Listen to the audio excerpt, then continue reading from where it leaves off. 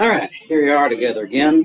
So we're still just kind of getting started and settled in here, talking about how the political process works, talking about the course setup and everything. Just getting started with readings, chapters 1 and 2. And of course, it's an election year. I was just asked to speak to a group downtown about the election. I was running just a few minutes late here.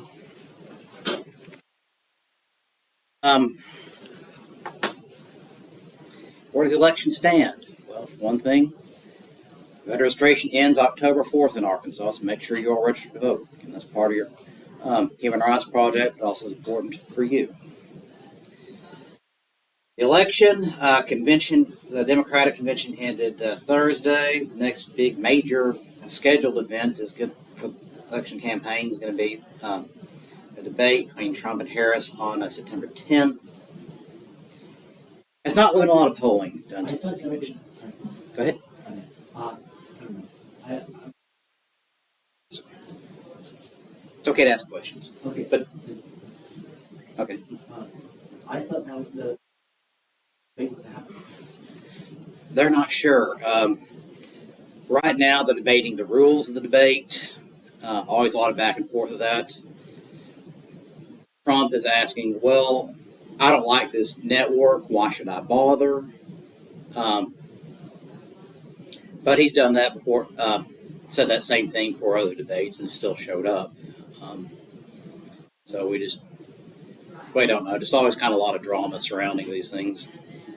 And of course, the thing about debates is, it's not a long discussion of policy and ideas. It's basically kind of degenerated into who gets the best one-liner in. Yeah. But so far, it's scheduled for the 10th, but who knows? And it's kind of where things stand, kind of real close, but still a lot of unsures. There are a couple of new polls today, but those were taken about 3 weeks ago, and so they really don't mean much right now. The thing about the polling business, particularly political polling, is you've got to be right on top of it. You got to something happening that week, you have to get out. You can't wait a few weeks on it. And polls are expensive to conduct. You have to pay those people making those phone calls, and then you got to compile the numbers. It's one reason why Gallup, the big polling company, polled presidential contests for decades. One of the first major political pollsters. It's the reason why they don't do it anymore. Because one thing nobody hardly ever answers the phone anymore. They're expensive, and they got other ways to make money. Latest poll, last one out is California. Not showing any kind of major changes here. Widely for the Democrats there, California's gone Democratic for the last 30 years. One thing about polling in the primary contest so far is there doesn't seem to be a lot of major shifts among voters so far. That's kind of backed up a lot of polling. Electoralvote.com. And the guy said, why does he use this picture of Trump? He said, because that's what Trump uses as fundraising ads.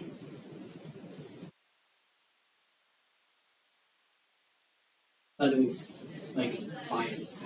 Yeah. It would make sense. It's not a very flattering picture of him.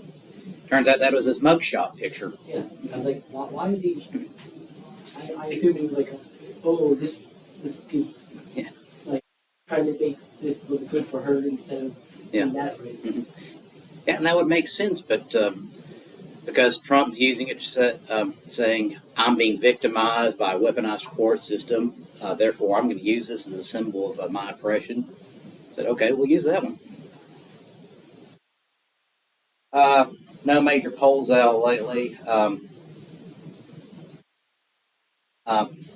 North Carolina, big governor's race there. The Democrats have jumped out to a big lead there.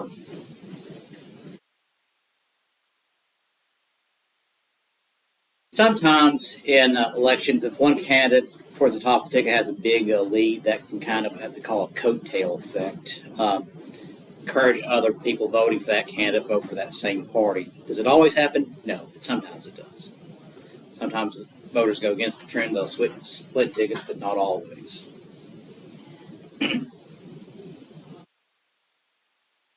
Um,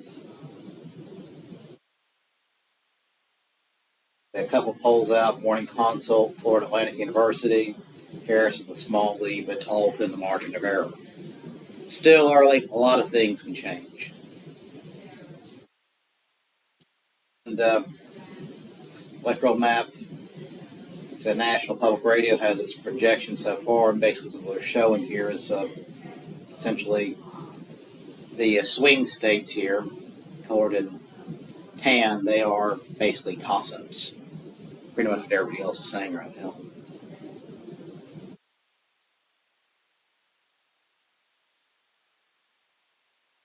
But again,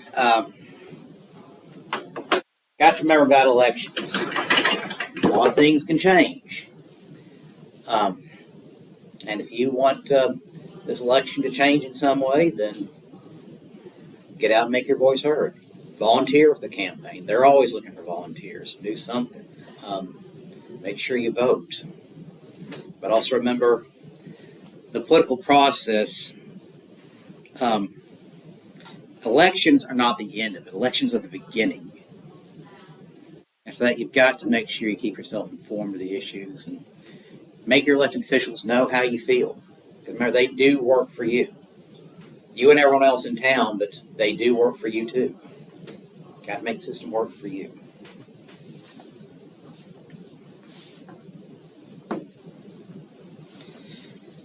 Now, as we dive in, looking at political science, we'll ask, what is government?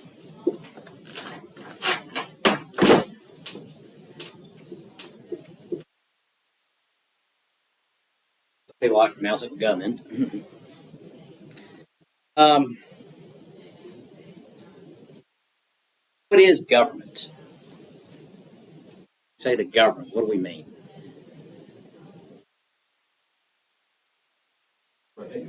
Governing body, an organization, in other words. Yeah. But what do governments do? Why do they exist? Control. They'll say to control. Okay.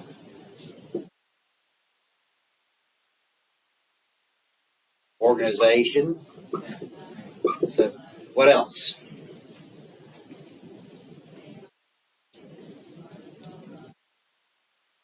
That's simply the only thing government does is control.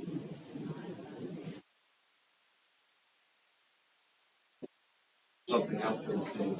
Go for it. I was going to say exist for people, but that doesn't make sense. Yeah, Now, actually, it does. Exist for the people. Represent. yeah, represent.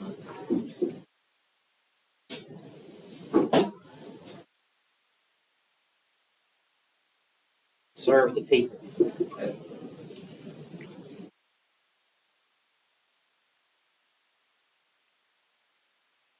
They said all sorts of different answers for it because different governments do different things. They do have certain functions in common.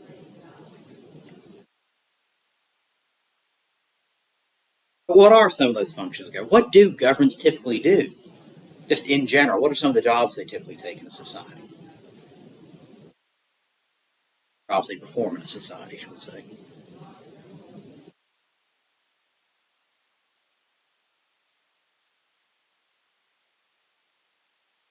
Hence, finances. finances, legislation, yeah. Pass laws,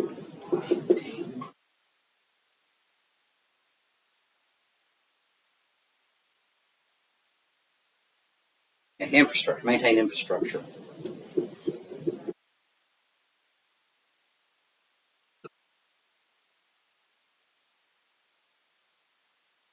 Roads and so forth.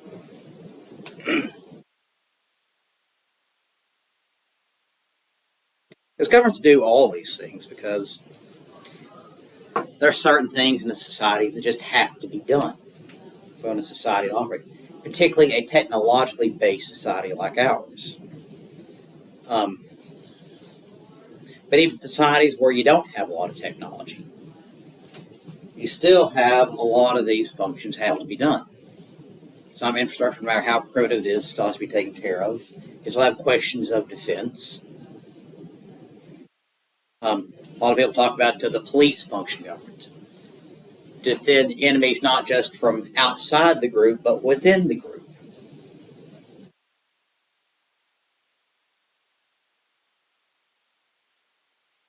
Because libertarians in particular like to think that the government is always the problem. The government is the one we should always be afraid of. The government's always a threat to our freedom. It can be, but not always. But here's the thing. Yes, governments can abuse their power, but are they the only ones who can abuse their power? You have armed rebellion within your society. You could have criminal gangs developing in your society. Um, um, Corporations could pollute your water and your air and dump a toxic waste in your backyard and get away with it. Would that be a threat to your freedom? Corporations could also. Exactly. That's what a lot of people say. Um, say criminal organization, gangs and such. People basically trying to steal you blind. People, some people like to say taxation is theft, but theft is also theft too. How are you going to pay for the people who are protecting you from the thieves?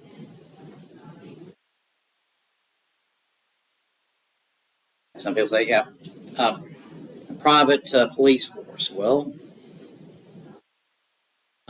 or a private fire department. What happens if you can't afford that? You're just out of luck if there's an axe murderer trying to get into your house. Um, you just um, and just whose laws is this private police department going to enforce?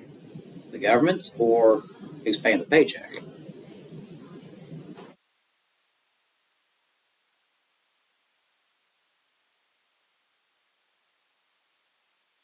Because see, no matter what function you come up with in government, there's always a what if associated with it. What if this happens? What if that happens? And so you have to have rules established to maintain order. Um,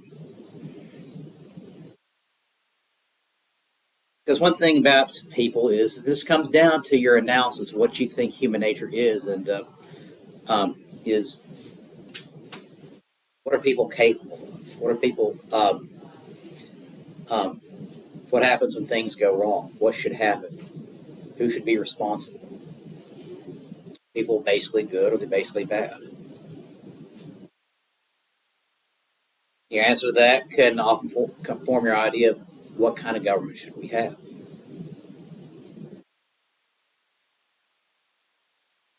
Because we do have to always be willing to look at human nature. So yes, human beings were capable of all extremes of behavior. Some people are a constant threat. Some people would never hurt a fly. Or one guy once said, two kinds of people in this world: a fountain and a drain. Those are always the fountain. Those are always giving and effusive and happy. And the drain, those always full of drama and always on the take. I was looking at the next big score. The thing about people is we're a social species. We work together. Um, a lot of times we like being around each other, but a lot of times we just get tired of each other and just kind of let each other go away for a while. But overall, we recognize, value cooperation with other people. Even just a simple, polite, hello, please, thank you, courtesies, or even just bartering for some good or service, you recognize the need for cooperation. In political science, there are three essential virtues and values associated with government: freedom, order, and equality.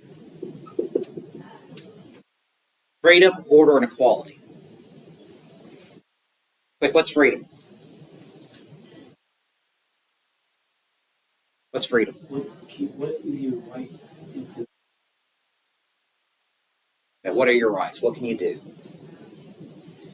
What do we mean by when we say order?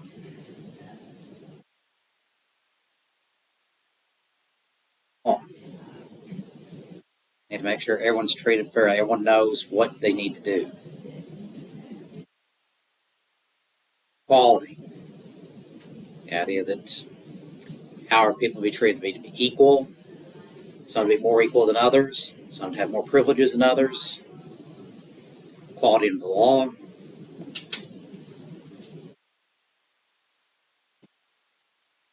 So, how you organize these different values determines kind of government you're interested in. For example, if you put order above all things, make sure everyone's doing what they're supposed to do, no one's griping and complaining, everyone's following the law and following the rules, you put order first. And you put equality, make sure no one's ever any different, and everyone does what they're told. Put freedom at the bottom, put them in those order. Generally, you're interested in dictatorships, authoritarian regimes.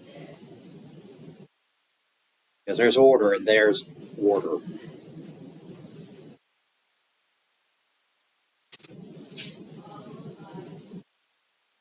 I put equality and order over freedom. Socialist or communist government. The idea that no one should necessarily have to have anything more than anyone else. Everyone's provided for, but not much more. And of course, everyone does what they're told for the good of the society. There you go, say freedom, equality, and order. It's generally a democratic society. People are free to live their lives as they see fit, but everyone's equal under the law. Everyone has equal rights and equal opportunities. And order, yes, order is a part of it, but just simply enough to maintain the law, to make sure that no one gets out of line too far. No one's chasing anybody with chainsaws or anything like that.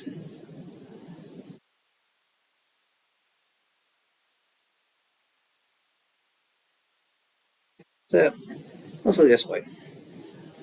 You want a free society, free government. If you think that if people should be able to make their own decisions about their own lives, you generally have a positive feeling about people. Generally.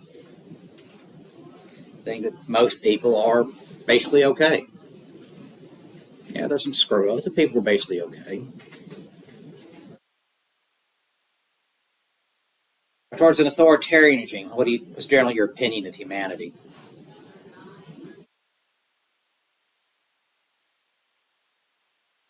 And you believe in the idea of the strong man, one man making all the decisions and giving all the orders. What's generally your opinion of humanity in that case? Yeah. But basically, people are horrible. Somebody needs to control them. Well, somebody do something about all the people. Generally, you don't think very highly of humanity.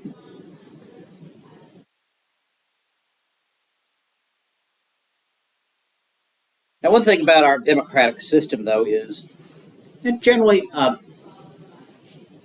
have a fairly good opinion of ourselves and our neighbors. That yeah, we should be able to make our own decisions. We may not necessarily agree with them. And people do make mistakes. People do dumb things. People are basically okay.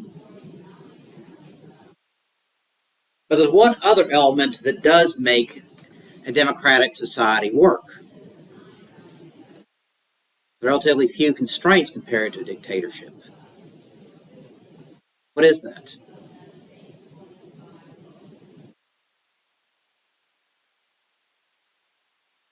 Trust. Do you trust your neighbors? You trust they're going to do the right thing. Trust.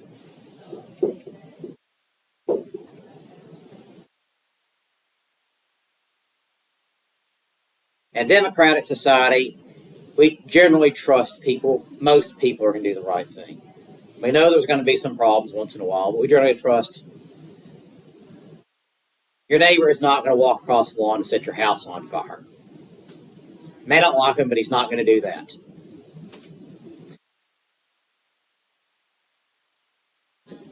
You're walking down the street. You generally trust someone's not going to plow onto the sidewalk and run over you.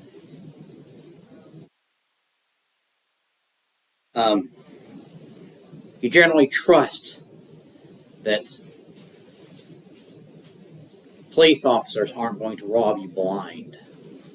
That government officials are actually going to do something fairly close to their job, at least. Trust that. In authoritarian societies, there is no trust. No one trusts anyone else. There is no freedom. You're told exactly what to do, when to do it, because the dictator does not trust you to make your decisions. Does not trust you're going to do what's in his best interests. Trust. The strange thing is, the more control a government tries to place on its people, it's to a point where the more out of control it is. Most corrupt and crime-ridden societies on earth are dictatorships. Like I said, there's a organization has this World Corruption Index they bring out every year. What are the most corrupt countries in the world? They also have a freedom index. What are the freest countries in the world? And almost invariably, the least free countries are always the most corrupt. And why is that? Because no one trusts anybody else. Why report a crime? Why report you saw somebody stealing the treasury blind when all that guy can do, and that guy can turn around and say, yeah, I'm just going to have you arrested anyway. I'm going to abuse my power to make sure you don't say anything against me. In other words, there's no one there to tell them no. Everyone turns a blind eye because they don't want to get involved. They don't trust the process when they do get involved.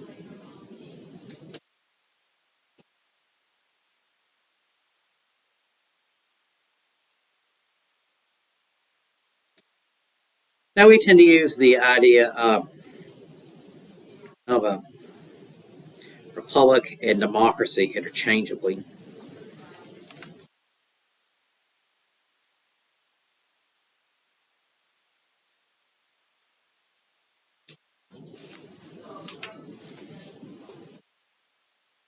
And there are different kinds of political ideologies. Sheet here I'm going to show it as a summary of political ideologies.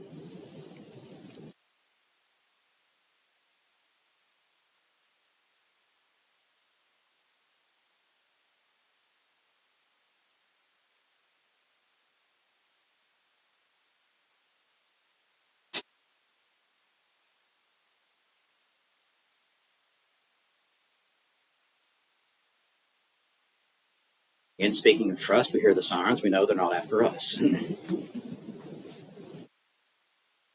Let's start off with some definitions here.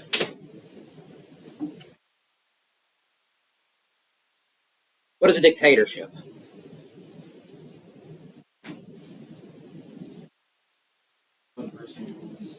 everything. Yeah. With a military fist. Yeah. Or iron fist, Yeah. military top. Rule by one. Or one person, one organization.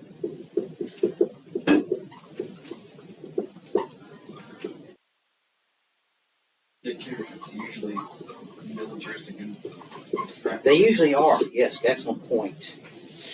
Because armies are always hierarchical systems. You have to have that to maintain order. Their jobs are on that line. You follow orders. You do what you're told. And so, military is a good means of keeping control. You have a lot of men. They're heavily armed, and their job is to obey orders no matter what it is. That's their entire training: obey no matter what. And they are trained to wage war, more or less. In a dictatorship, you are effectively at war with your own people.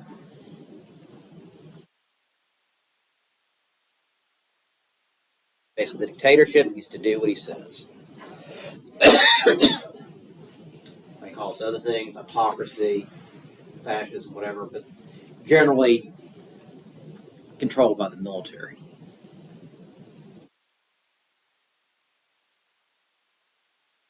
Now, one thing about a dictatorship is usually they happen because one man or one group seizes control of the government. Coup d'etat, which basically French means false state. Now, these coups happen.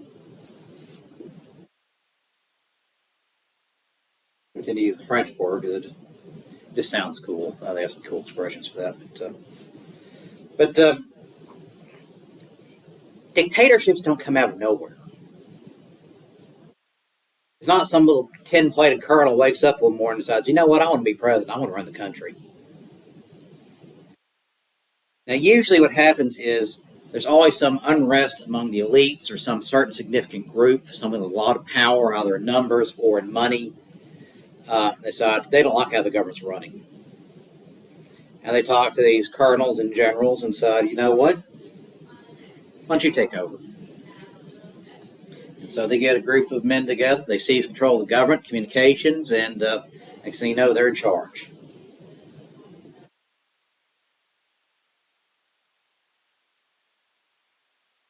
And generally, they stay in power by a variety of means. Sometimes by bribing supporters. As part of that corruption, they're usually raiding the treasury to pay off their biggest supporters, make sure they don't turn on them.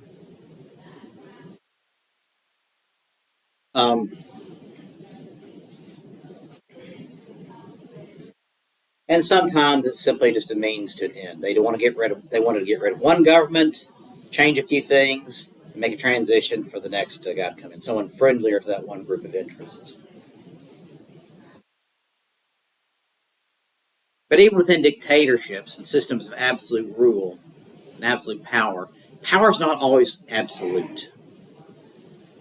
So even within a dictatorship, there are certain rules they have to follow, understood or not, if they want to stay in power. Brings us to the monarchy.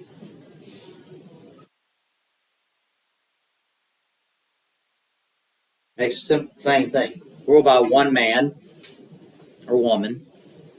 Usually it's a hereditary system, passed down to the oldest surviving a child or oldest surviving son. In England, they've changed the system from oldest surviving son to simply the oldest surviving child. Because King Charles has two sons, the next monarch is going to be a king. Prince William's oldest child is a boy, so it'll probably be another king after him. But Queen Elizabeth, King Charles's mother, became queen because Her father, the king, didn't have any sons, and so they decided, the British government decided, we'll just make Princess Elizabeth Queen Elizabeth when King George dies. That's what happened. Now, monarchies, there are a lot of different kinds of it. Like, so you have the hereditary monarchy. You also have the elected monarchy. That's something that's was seen a few times in the Middle Ages in Europe, basically, where the king dies and the elites get together and decide, like I said, the nobility decide, okay, who's going to be our next king? It's got Hungary and the Holy Roman Empire and a couple countries like that.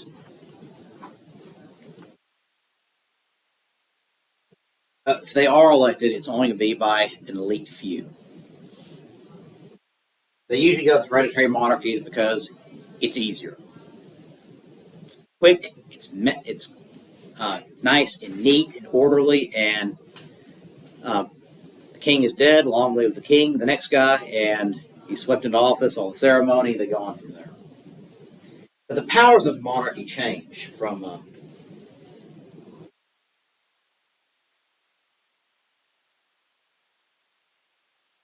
You have what they call an absolute monarch, like Louis XIV of France or Nicholas II of Russia. His power is absolute.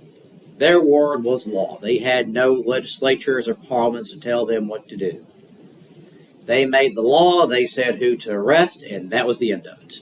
Because they answered only to God for what they did.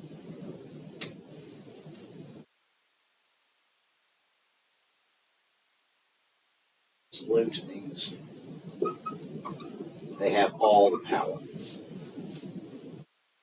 There's also the constitutional monarchy, which is most monarchies in the world today. The British monarchy is a constitutional monarchy. And that power can be powers more limited. Example, in the English Constitution, the king can be impeached and removed from the throne. As and it's been done before. King Charles I, at the end of the English Civil War in 1649, was impeached by Parliament, tried and convicted of treason, and beheaded.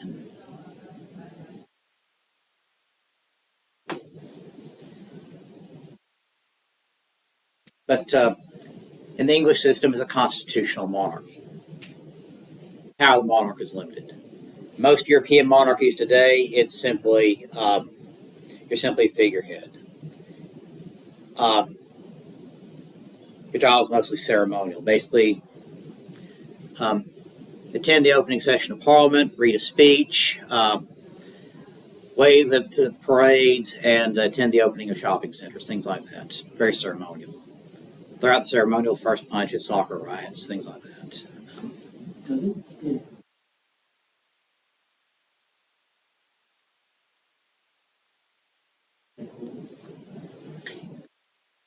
Depends what you mean by important. The king does fish legally. His job is to appoint the prime minister, but basically Parliament tells him to appoint who to appoint as prime minister. For example, when Keir Starmer won the election of the Labour Party, his job was to go to King Charles and say, "My party has won the majority seats in Parliament. They've asked me to be prime minister. Therefore, I'm asking you permission to be able to form a government." King Charles says, "Form a government as prime minister. Be fruitful and multiply." Um, the king, technically in the English system, is commander in chief of the armed forces. So technically, yes, that aircraft carrier is technically the property of the king. Um, if they want to hold a new election, then technically it's the prime minister basically tells the king that we're dissolving parliament, holding an election, but basically but officially it's the action as the king is dissolving the government. But the king plays a lot of ceremony roles in British society. I think, in fact, they have a king. That's a huge tourism draw. See the king live in captivity. Also, the king is an important symbol in British society. Symbol of stability, symbol of tradition, symbol of continuity.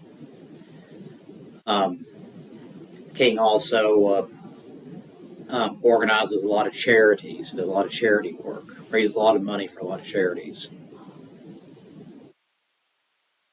The idea of stability and ceremony, that doesn't really mean a lot to us. We grew up in a democratic society.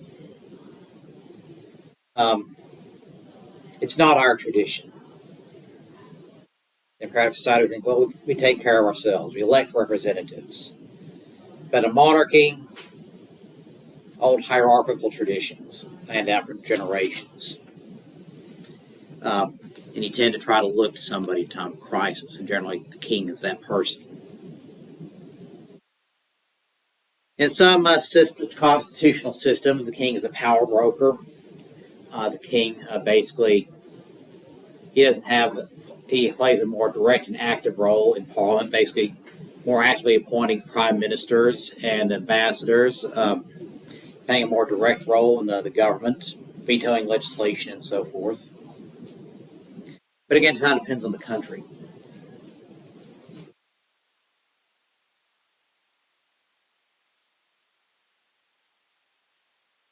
Yeah. The parliamentary system is how it runs. Basically, you have the prime minister. In the British system, that's the head of state. It's the equivalent of the president, but the president's office is a different kind of combination, king and prime minister. But we have a separate lawmaking body the president's not part of. Mix and match here. We'll explain it in more detail here in a bit.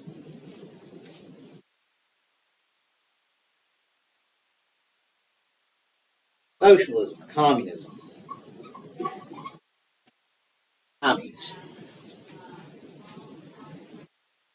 What is socialism?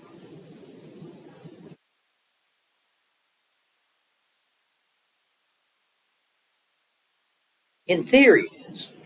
The idea behind socialism is the people control all the resources.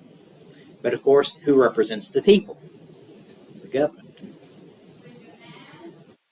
A socialist and communist system is the idea that there are different degrees of socialism, particularly under communism. It's government control of all resources and property.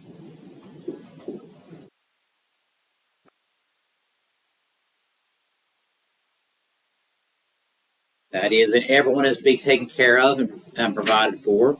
Everyone gets a home, but you don't own it. The government does. So where is your home? Where the government tells you it is. What's your job? It's what the government tells you it is. Do you have any money? No, because everything belongs to everybody else. Government control of resources and property. It's not saying kids need to get vaccinated so they don't die of the measles. That's not socialism. Now, the different degrees of socialism, there's something called democratic socialism, where people generally have rights and freedoms, but the government still controls most of the large industries, communications, and so forth. So socialism is not social security, something we all pay in for to get benefits and so forth. Now, that's not socialism. It's just a program we decided we're going to enact.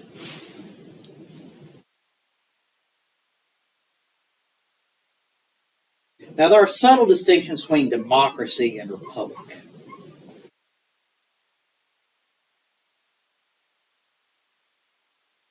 Now, democracy, it's all power to the people.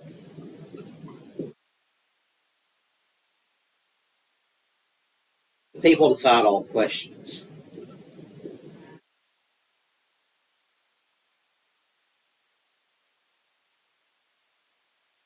In a republic, the people elect representatives to make decisions about laws and spending and so forth.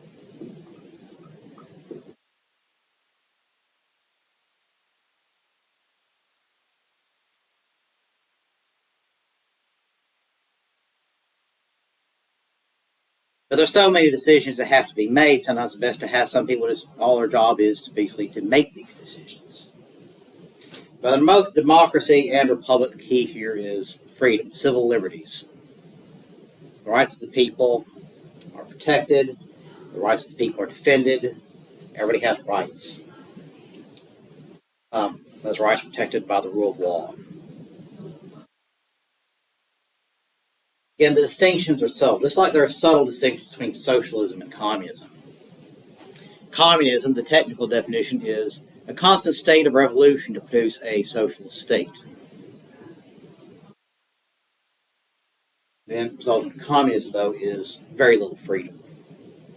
And the government has absolute control of everything. Democracy and republic, there are subtle differences in definition, but really they're so close together in how we practice in the United States and Western Europe that basically we use them interchangeably. Technically, we are a republic, but in many ways, we're also a democracy. So we interchange, the terms are pretty much interchangeable. But yes, we, the people, we have a lot of say in a lot of decisions.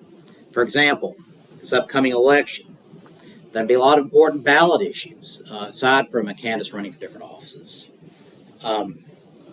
Questions about what kind of taxes are we going to pay? Questions about what kind of laws are we going to live under? In the system of initiative referendum, yes, we get to vote on those questions. We get to vote directly on these laws. Not necessarily have to roll out representatives make these laws for us, but we can make that decision. Does that mean legislators always follow the will of the people? No. But they do that at their peril because they get voted out of office very easily. There is such things as the recall process, and there's always re-election. But basically, they're pretty close to the same.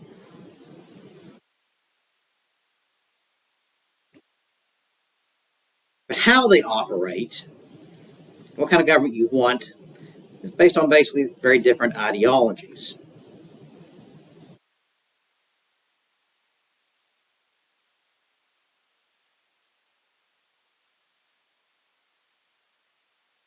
And we'll start at the middle of the spectrum here, the moderate.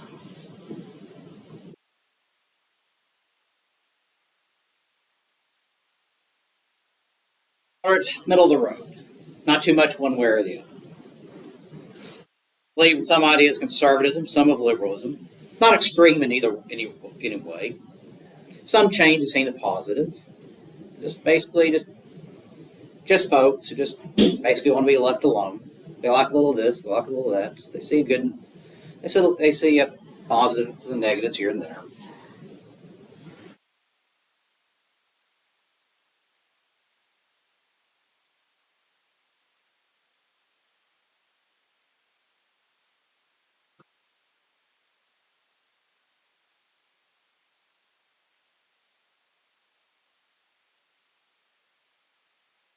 Generally favoring civil liberties. Freedom seen as a positive.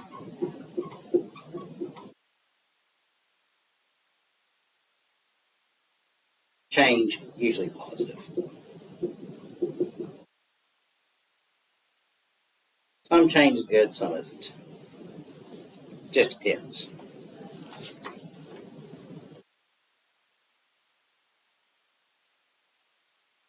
I got left. Generally, it's considered to be more left-leaning liberalism.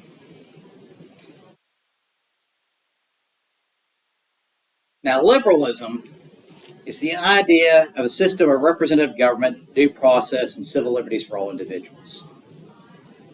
I believe that change is positive. People should have the power to make decisions about change in society and how their freedoms are to be expressed.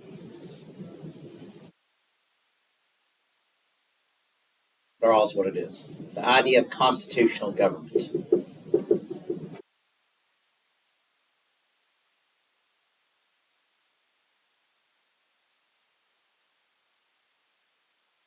Includes due process. civil liberties.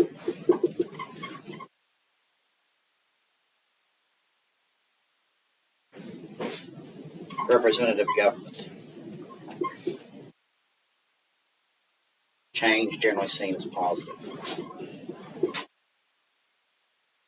To go to the more extreme end of it, radicalism. Radicalism, I'll put a coherent ideology on it, but basically a radical is someone who believes in complete upheaval and change to all existing government and social systems. Change for the sake of change, no matter what it is.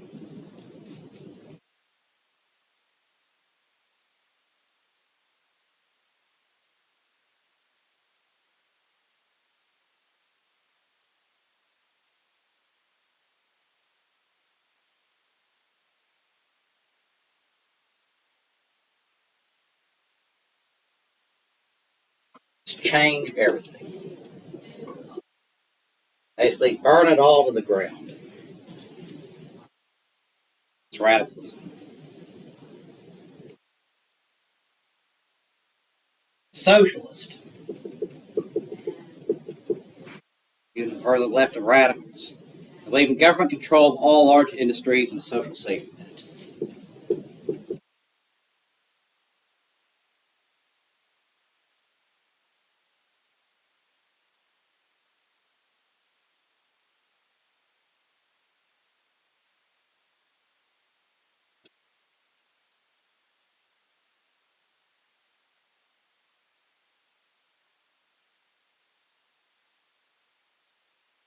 Government control of large industry and a social safety net.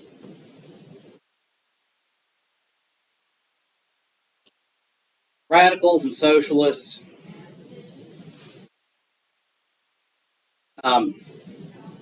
With radicals, order is not a priority.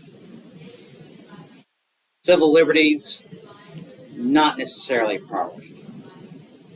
Civil liberties is basically only to achieve the idea of total upheaval. Socialists, they believe in more order. Civil liberties, sometimes they're interested in it, sometimes they're not. That's not at the top of the list usually. Basically, the primary goal of a socialist is a social outcome. Make sure that everyone is treated equally economically in the system. And a communist, extreme end of the spectrum. They have a constant state of revolution, authoritarianism to create a socialist state. Total subversion of civil liberties and total conformity. And total control of property.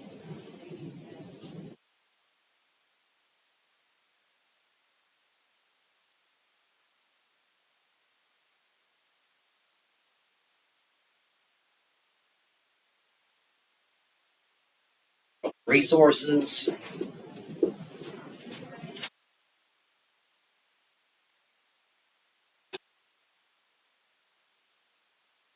Total conformity.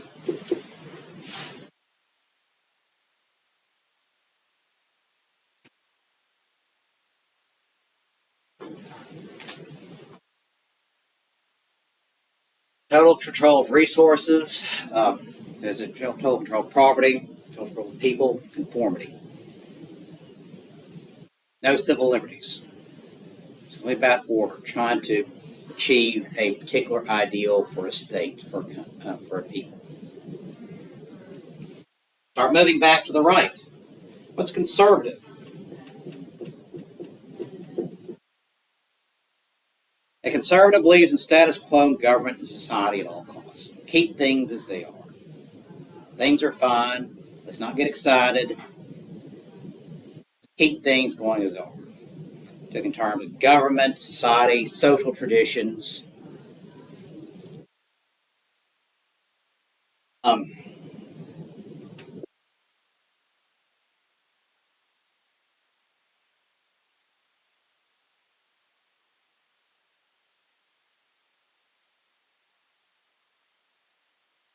Change is generally seen as a negative.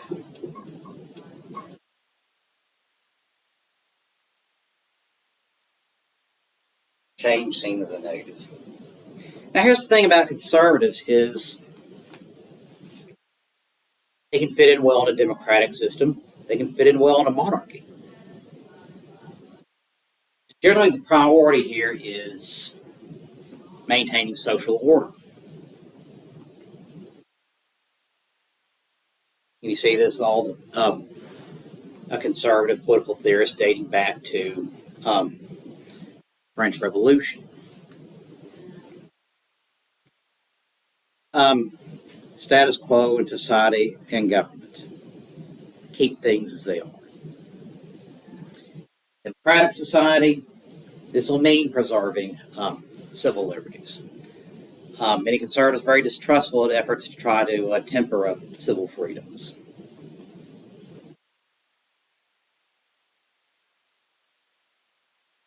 Generally, any kind of change is met with skepticism. We go to more extreme, to the further right, a reactionary.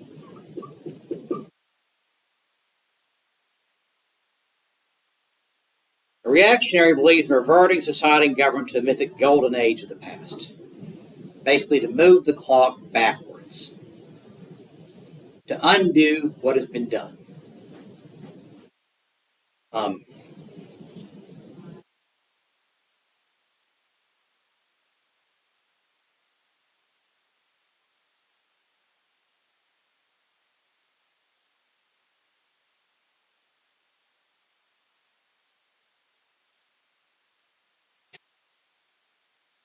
Do some golden age. Basically, reactionaries, when you say things were so much better back when blank. A particular time period, before certain reforms came into place. Basically, the good old days. Things were so great back when whatever. The golden age of this country.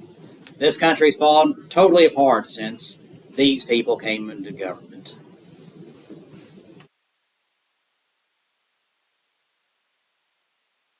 Leaving change only for undoing change. Turn the clock back.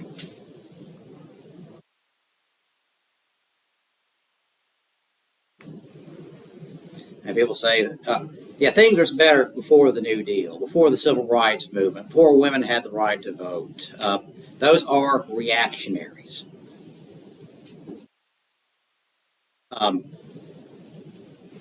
Maybe you're reactionary yourself, but that's basically what it is.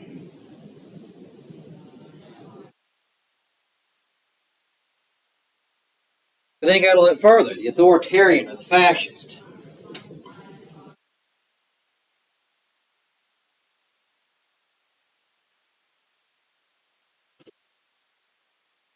There's an authoritarian system that gives preference to an elite of corporations, religious authorities, political authorities, and races. Total subversion of civil liberties and total enforcement of conformity.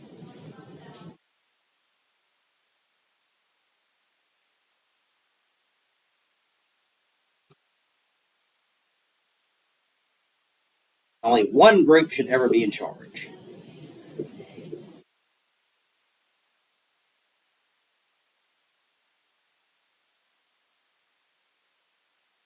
Everyone should be the same.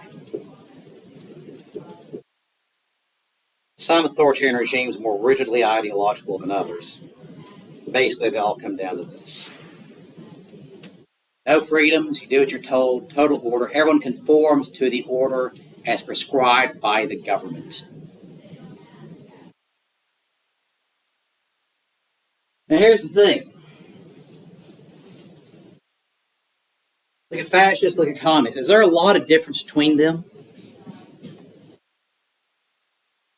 Not really. In practical terms of how fascist government, how communist government are run, there really is not a lot of difference between them. Differences, maybe slogans. In a communist system, yes, you still do have an elite, even though they say they're not supposed to. There's still a small group that controls everything. There's still a small group that has all the money and all the wealth and all the power. In a fascist system, there's still a small group that controls everything, controls all the wealth, all the power. Freedom is not a priority in either system. That's why it's often been said the closest point of the political spectrum is always at the extremes. Liberals, moderates, conservatives hold tons of opinions, always disagreeing with each other, but always agreeing on one thing: the constitutional system of government. The rest is simply arguing over the details. Libertarians, communists, fascists, pretty much all the same. So close, in fact, that it's very common to see people jumping from the far left to the far right. You'll see these old socialists and communists and jumping back to the extreme right, the Ku Klux Klan, authoritarians, fascist regimes. You'll see them jumping around like that. Benito Mussolini became the dictator of Italy in the 1920s through World War II.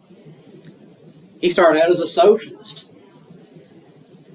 Decided they weren't interested in enough order. There should be more order and more power for the elites. So he jumps from socialist to the far right. You'll see that happen every so often.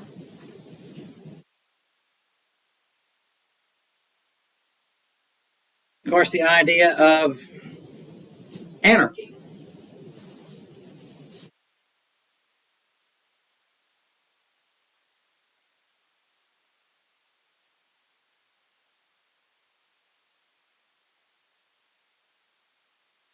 Now, anarchy, that's, you might run into the occasional anarchist in high school thinks, yeah, wear a t-shirt that says anarchy on it. I believe in anarchy, man. Basically not really understanding what it really is. Anarchist believes that there should not be any government, law, or system of accountability representation. None of that.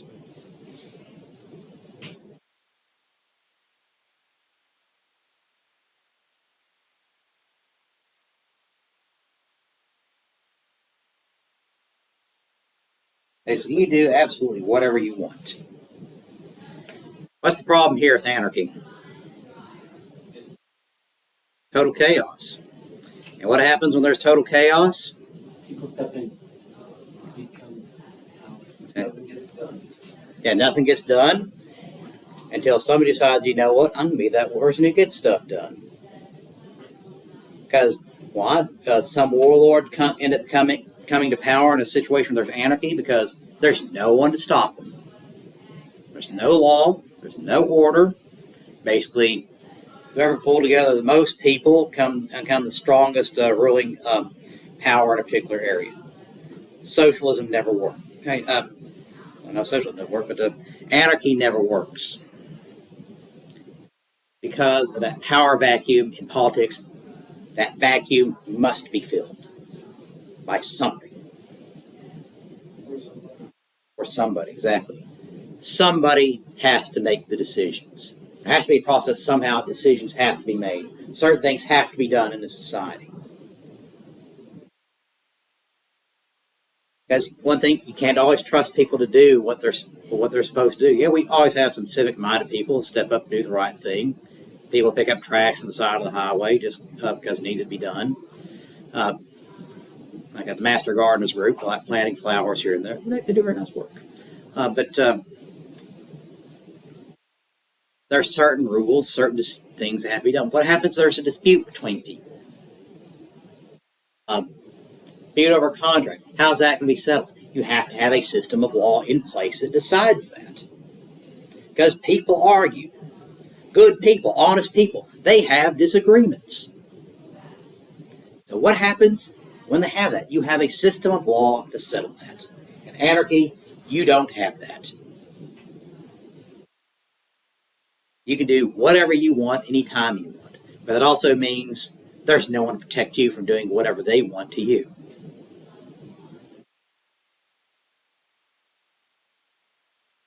Mutual protection. That is one element of a government.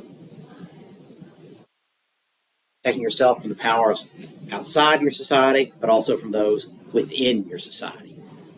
those would be willingly to do you harm.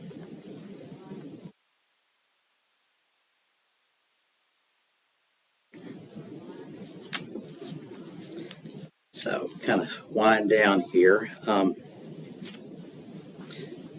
Next time, we're going to talk about the difference between authoritarian regimes and democratic regimes. We're going to introduce you to the idea of contract theory. The idea that the democratic governments are based on, which is the idea that there's an implied contract between the people and the state. Certain guarantees to be made. And how that breaks down with an authoritarian regime. So next time, the differences, the theories, and then we'll start diving in on the Constitution. Get to the meat and potatoes of the whole thing. All right. Any questions on anything? Go forth. Keep up your readings. We'll see you all more next time.